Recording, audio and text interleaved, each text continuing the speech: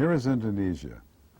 It is a country in Southeast Asia consisting entirely of islands, almost 14,000 of them, stretching across more than 3,200 miles of tropical ocean along the equator. And people live on more than 6,000 of these islands. And here is Bali, a tiny 2,000 square mile island in the Indonesian archipelago, the Bali Sea, and the Indian Ocean. We fly into the capital city of Denpasar, where we are met by a driver from our Four Seasons Hotel Resort in Jimbaran. After 5 nights there, we will be taken to their other resort in Siam.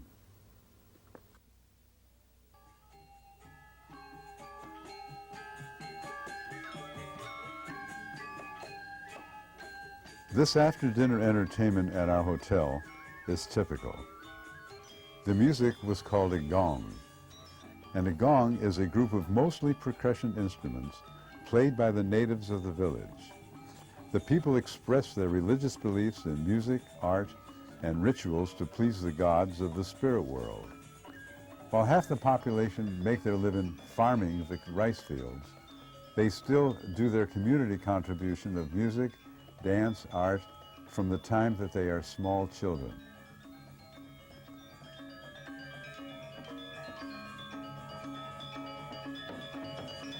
Indonesia was ruled by the Netherlands during most of the 1600s to 1940-something, when the Indonesian people fought and gained independence.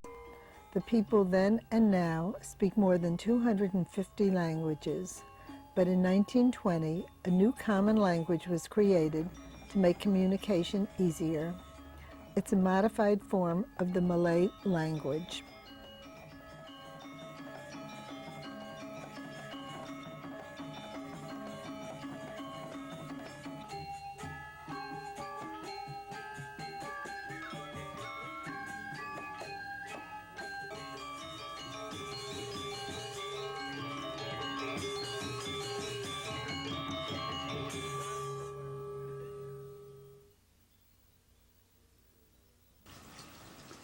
This is a view from our outdoor dining room at our villa. It's quite nice. Temperature must be in the 90s.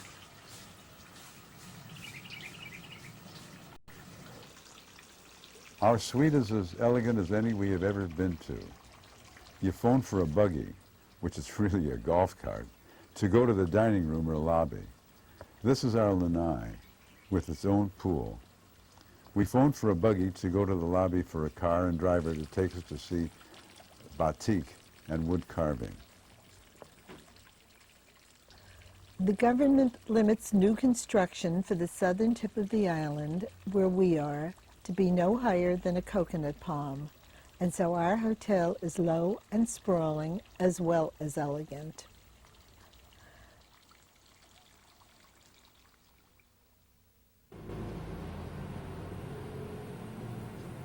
Two-lane highways, one way.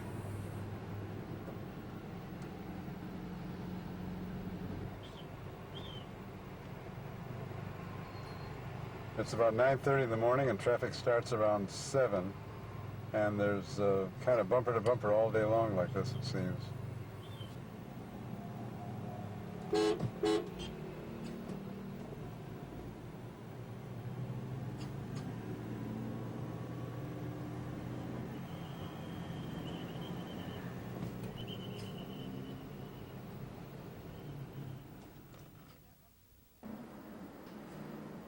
We're visiting a batik factory.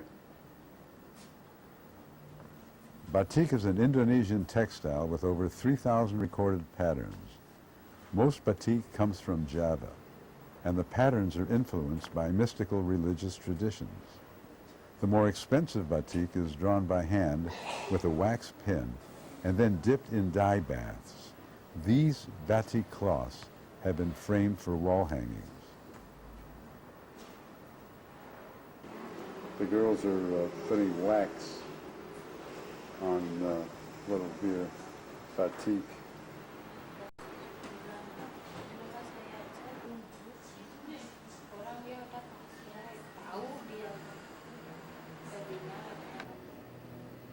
Here are more displays, including wood products from the neighboring town that specializes in wood carvings. We didn't buy any batik, but maybe we'll find some wood carvings at the next stop.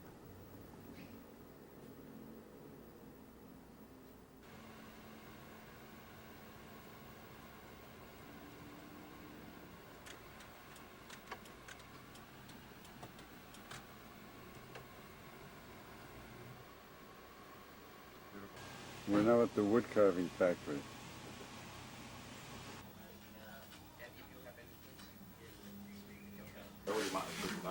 This guy's been working on this statue for 9 months. Made out of some kind of wood. 9 months, and he's not finished yet. It took the sculptor 1 month to make this little one. 1 month.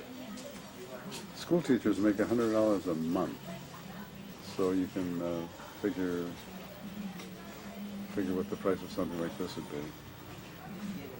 Not much, really. These are cocks. If you want to know about cockfighting, do not use Ask Jeeves on the internet. Ask Jeeves gives you, quote, sexual anatomy about the penis, unquote. Yahoo will tell you, though, that the art of cockfighting started in India and spread to Southeast Asia at least 1,000 years ago. Watching a cockfight gives you an opportunity to see the results of proper breeding, raising, and training of this special breed of domestic fowl. But if you offer one of these trainers a pack of cigarettes, they'll gladly take the cock out and demonstrate how vicious, cruel, and demeaning that this fight situation really, really is. Temple offerings are being prepared by these Hindu women. Bali is the only remaining stronghold of the Hindu religion in Indonesia. While Bali has 2.5 million people, 95% of them are Hindus. The other 3% consist of Muslim, Buddhist, and Christian. This is a country of 10,000 temples. Temple offerings are taken to the temples daily, as well as offerings to the gods being placed at many statues and doors in their homes.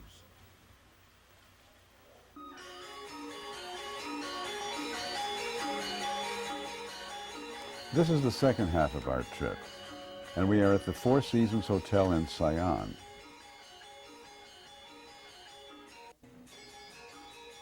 We arrived in time to be greeted with this native dance. This dance used to be performed as a welcome to visiting gods, who were presented with offerings of flowers. Nowadays, however, the showering of flowers is also for the tourists.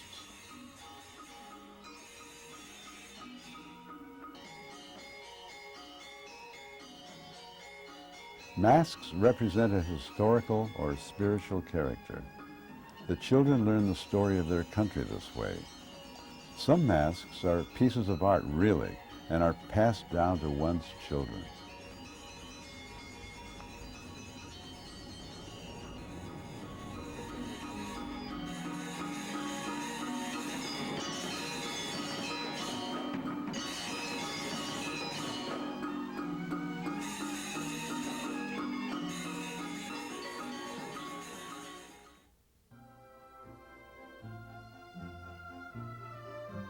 After entertainment, dinner, what else? One of us looked forward 3 times a day to the gourmet meals and impeccable service. And one of us enjoyed river rafting. We have just received detailed instructions on how to maneuver the boat.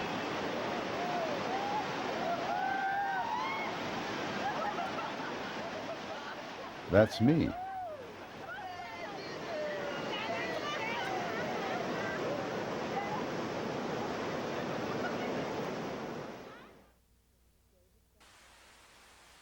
David got back just as it started to rain, and I mean rain. The weather didn't allow for picture taking, or you could see how beautiful but different this hotel is. When it was built, the architect kept the existing paddy fields and herb and vegetable gardens. He designed the new sprawling hotel to blend into the landscape, or disappear really, disappear by having the hotel villas sunken with lily pods on the roofs. The sunken villas were truly outstanding, but rough, let me tell you. Walking down those winding stairs to reach our sunken walls was very, very difficult, or climbing up the winding stairs from our sunken villa. We always needed to call for the buggy to take us to meals, or the fitness center, or the tiny library with the computer.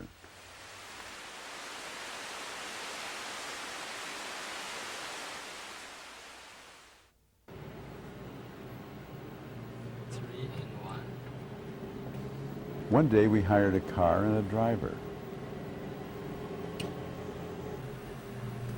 She's bringing an offering to the temple. And she's wearing the yellow sash like you're supposed to. Yes, you're right.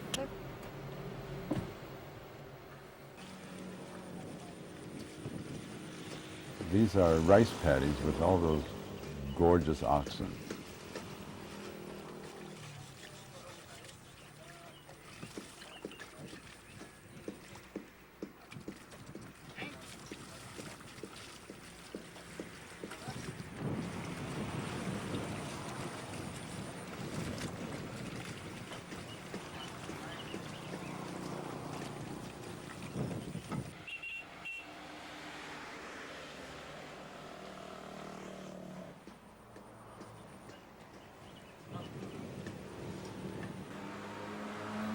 And statues carved from white cement, as a matter of fact.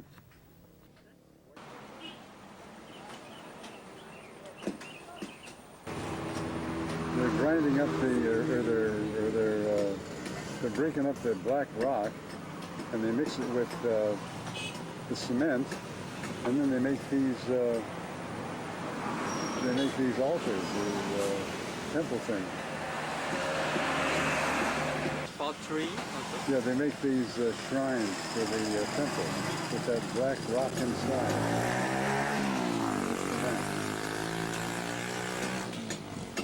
The country is very proud of their 10,000 temples. This is the original Elephant Cave temple, which might date back to the 11th century. The cave was first discovered in the 1920s by a Western archaeologist. I forget what his name was. He thought that it resembled the face of an elephant, which it really does. Inside the cave are several meditation niches and god symbols. The rest of this Buddhist complex here might date back probably to the 8th century. We learnt that one's goal is to raise a son who someday will perform the cremation ceremony for the parents.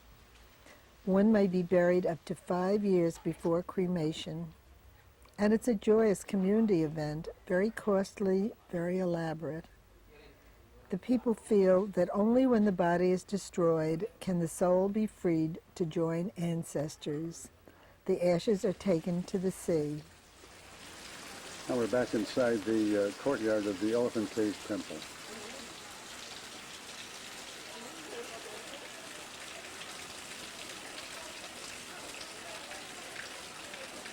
With the maidens and their holy water. The holy pools of water where they wash their sins away.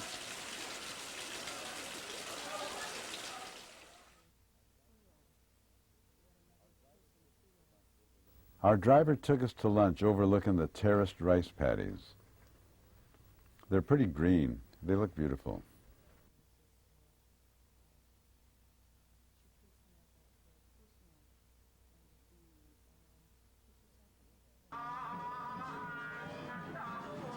As we drove after lunch, we stopped to see this dancing outside another shrine. The black and white checkered cloth represents good and evil coming together.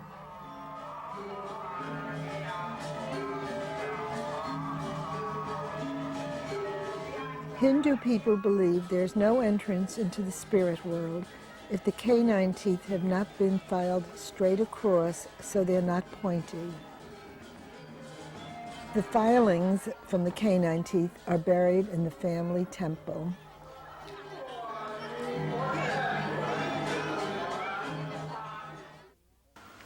That's where President Sukarno used to live. Big, beautiful home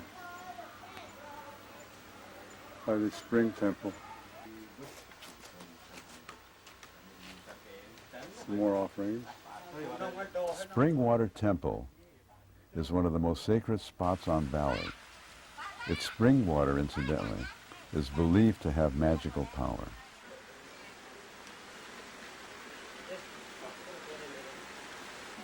The roots of the banyan trees shaped like a wall.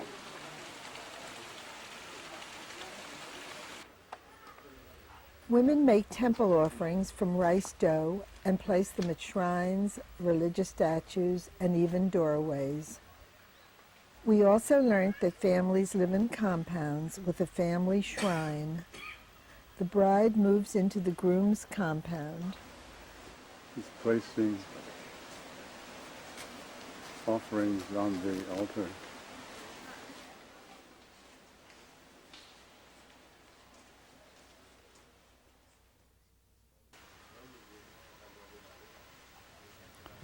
On our way back, our driver made sure we passed beautiful Lake Batao. We didn't see the active volcano at Mount Batur, though. We were disappointed.